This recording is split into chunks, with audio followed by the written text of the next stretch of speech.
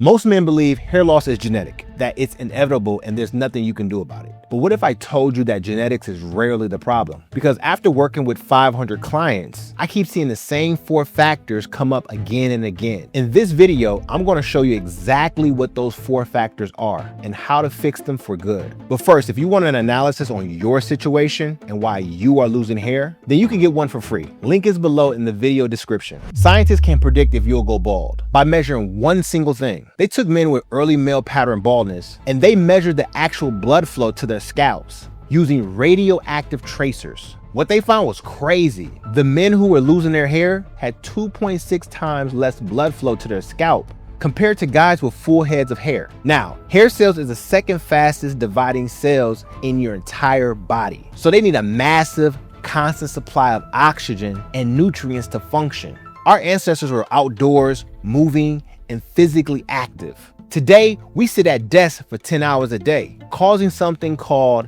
vasoconstriction, which causes blood vessels to literally narrow, so less blood can get through. And when there's less blood flow, the hair won't get as much oxygen and nutrients, so it grows less. Fortunately, there are some easy ways to fix this. The one I recommend is to get your body moving. Go for a walk, hit the gym, or do something that gets your heart rate up and blood pumping. Even 20 minutes of walking every day makes a difference. Look, blood flow is the absolute foundation here. Your hair needs blood to grow. But even if you fix the blood flow, there's a second problem destroying your scalp right now. And this one is invisible. This research paper explained everything. They took scalp biopsies from men with hair loss and examined them under microscopes to see what was actually happening at the cellular level. And what they found was wild.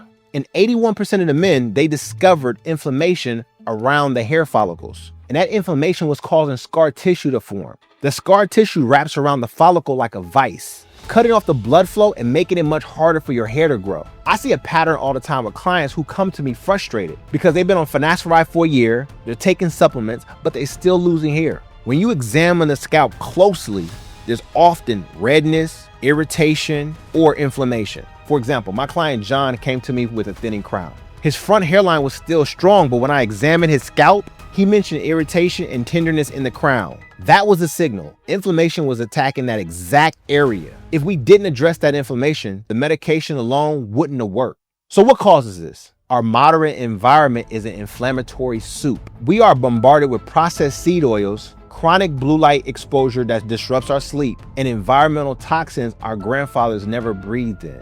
Your immune system stays in a state of high alert, and it eventually starts attacking the hair follicle. This creates a vice-like grip of scar tissue around the bulb of your hair, making it hard for the new hair to grow. The second thing you need to change is your inflammatory load. One of the fastest and easy ways to stop this is with a ketoconazole shampoo. It's antifungal and anti-inflammatory, and it will calm the scalp inflammation directly at the source. Now remember, if you want a free analysis of your hair situation and why you're losing hair, then click the link in the video description. That brings us to factor 3, because even with good blood flow and low inflammation, your body might still refuse to grow. We live in a bizarre paradox. We're overfed but undernourished. The average guy is eating way more than he needs, but those calories are coming from nutritionally bankrupt food. Our food is grown in depleted soil, meaning even our healthy food has fewer minerals than it did in 1950. On top of that, we rarely spend much time outside. We live in boxes, drive to work in boxes, and work in boxes, never seeing real sunlight.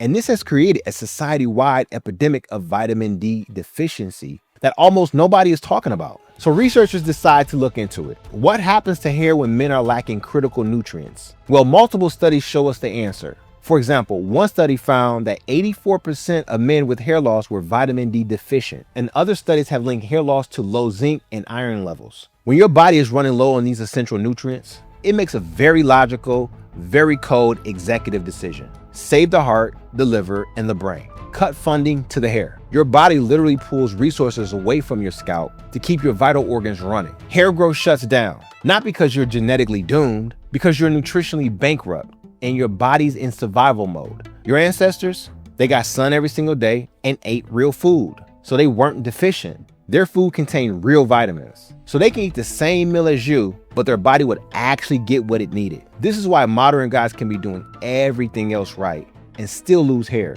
So what do you actually do about this? Well, with all my clients, I get them to stop guessing and I have their blood work taken. We look at their vitamin D, iron, and zinc to see what they're deficient in. Getting the vitamin from foods is possible, but it's difficult. So normally I recommend supplementation to replace what's missing. And remember, if you want a free analysis on why you are losing hair, check out the link in the video description. So we've covered 3 factors, but there's one final factor that ties everything together. And this one is the reason so many struggle to stop their hair loss. Now, if I had $1 for every time I heard my dad was bald, so I'm gonna be bald too, well, I'd be a damn millionaire by now. Scientists have studied identical twins and found that one can go bald while the other keeps a full head of hair. When they looked at the molecular level, they found it wasn't a difference in their genes, but a difference in their epigenetic switches. One twin's lifestyle was flipping the hair loss gene to the on position, while the other stayed off. Now the truth is, genes can affect hair loss, but they also can be stopped. Just because your dad was bald doesn't mean you'll be bald too. Now over the years, our environment has changed a lot, and this affects those signals. High stress, lack of sleep, and processed diets are the literal fingers that flip the on switch for hair loss genes. Your genes are the loaded gun, but the modern world is pulling the trigger. Every day you sit for 14 hours, that's a signal. Every meal of processed foods, that's a signal. Over the years, these factors turn genes on that were previously off. For example, look at my client Daryl. His dad's bald. His grandfather drank heavily and ate sugar constantly. Daryl can see the genetic pattern written all over his family tree. But here's what's different about Daryl. He caught it early. And when we look deeper, it wasn't just genetics causing his hair loss. It was 10 years of constant travel, processed foods, twisting his locks too tight, and the stress and moving between cities while trying to build his career. Every time he paid $7,000 a month in bills while juggling 2 rents and a car payment. That was a signal. Every meal of airport food, that was a signal. Years of that lifestyle flipped the genetic switch his dad and grandfather had.